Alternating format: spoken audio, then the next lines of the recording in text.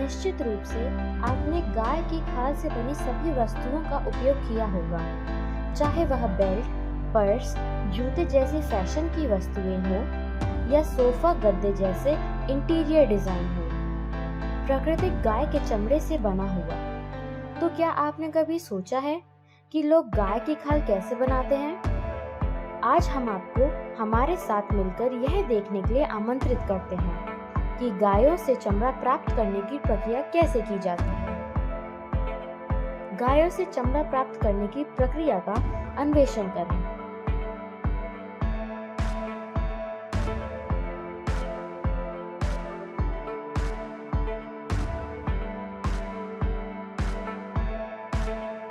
चमड़े के लिए टैनिंग की प्रक्रिया हजारों साल पहले सुमेर और भारत जैसे प्राचीन सभ्यताओं में किया जाता था।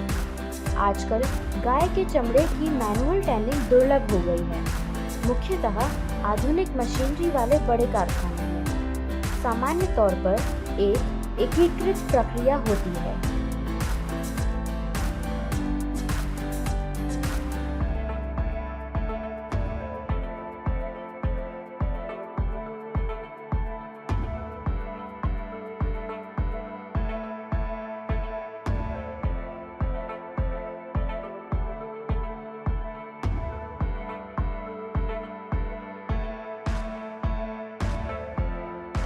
हम एक लंबे समय से चली आ रही मैनुअल टैनरी की खोज कर रहे हैं, जो गाय के चमड़े की टैनिंग प्रक्रिया को पूरा करती है, जिसके सभी चरणों में 100% मानव श्रम का उपयोग होता है। एक बार जब गाय की खाल को बूचड़खाने या चमड़े टैनरी में भेज दिया जाता है, तो बचे हुए मांस को हटाने का कदम उठाया जाता है। तभी गाय की खाल को नमक से उपचारित किया जाता है। यह प्रक्रिया सड़न को रोकती है, क्योंकि यह चमड़े की नमी की मात्रा को काफी कम कर देती है। फिर गाय की खाल को लगभग 16 घंटे तक खारे पानी में रखा जाता है। चमड़े को पानी में भिगोने से बैक्टीरिया और कवक के विकास को रोकने के लिए इसमें कुछ रसायन मिलाए जाते हैं।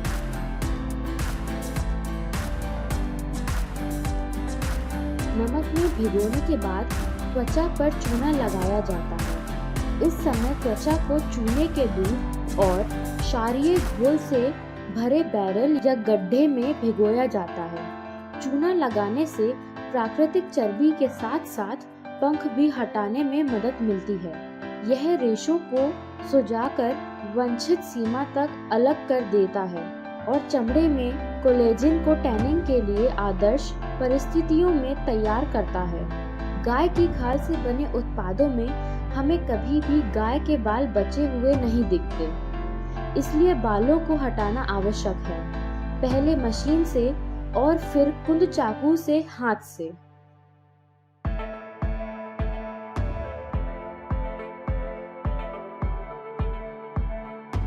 गाय की खाल के प्रसंस्करण के सभी चरणों के बाद टैनिंग चरण आता है। गाय की खाल को काला करने के कई तरीके हैं, लेकिन अंतिम परिणाम उन्हें सड़ने से बचाना और रंगाई तथा सामान बनाने जैसे अन्य उपयोगों के लिए तैयार रखना है।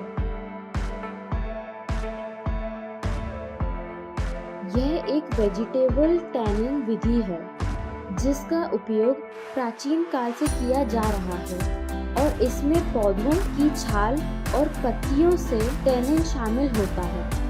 तैयारी के चरण के बाद गाय के चमड़े को एक टैनिंग पिट में रखा जाता है, जहां विभिन्न सांद्रता के समाधान वाले टैंक होते हैं। 2 से 3 महीने की अवधि में चर्मकार खाल को एक ड्रम से दूसरे ड्रम में स्थानांतरित करते हैं, जिससे घोल और अधिक मजबूत हो जाता है।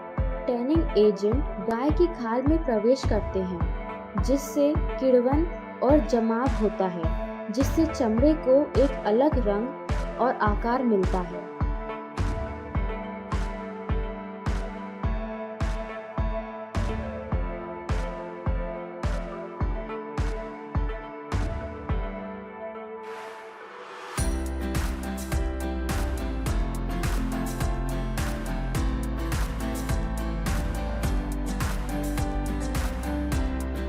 वेजिटेबल टैनिंग काउ हाइड की विशिष्टता फैशन आइटम, हैंडबैग और जूते जैसे अंतर उत्पादों में परिलक्षित होती है, जो इसे एक प्रामाणिकता और व्यक्तित्व प्रदान करती है, जो इसे और भी विशिष्ट बनाती है। इसमें एक मीठी लकड़ी जैसी सुगंध भी होती है, जो अक्सर चमड़े से जुड़ी होती है। इस वजह से वनस्पति रंग गाय के चमड़े के उत्पाद अन्य प्रक्रियाओं की तुलना में अधिक महंगे हैं।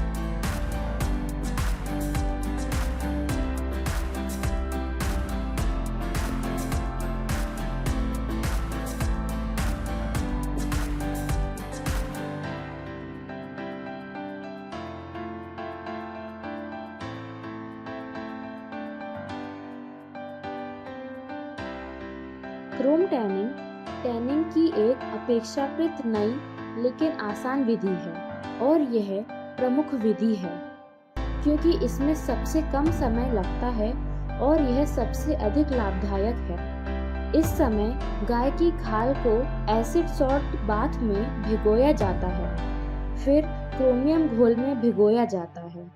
इस समाधान में क्रोमियम टैनिंग एजेंट शामिल है और एसिडिटी धीरे धीरे कम होती जाती है, तब तक कि चमड़े की सतह क्रोमियम अणुओं को अवशोषित करना शुरू कर देती है। इस प्रक्रिया से निर्मित गीला चमड़ा नीले रंग का होता है और इसे वेट ब्लू लेदर कहा जाता है।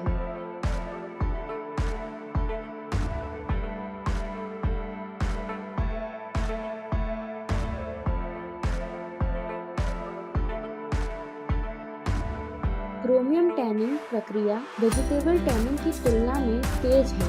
एक बार पूरा होने पर गाय की खाल को कार्यकर्ता की आवश्यकताओं के अनुसार कई अलग अलग मोटाई में काटा जाता है। फिर इसे चमड़े का सामान बनाने के लिए आगे संसाधित किया जाता है। अत्यधिक स्वचालित प्रक्रिया के रूप में इस प्रकार का चमड़ा लोकप्रिय है और इसकी लागत अन्य टैनिंग विधियों की तुलना में कम है। इसलिए आधुनिक चर्म शोधन कारखाने अक्सर उच्च दक्षता लेने के लिए इस टैनिंग विधि को लागू करते हैं।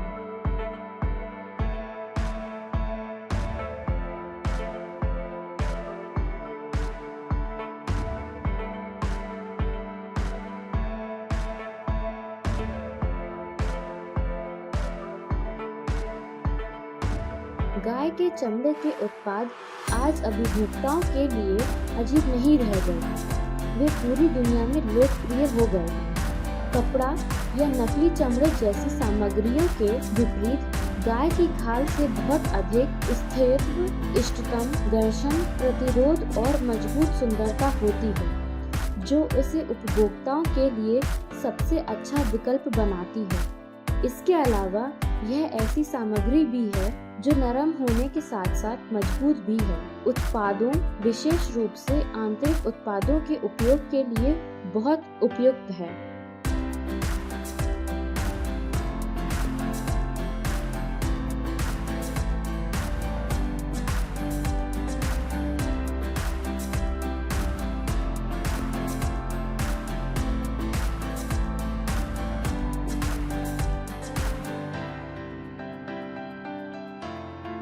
आज का वीडियो यही समाप्त होता है।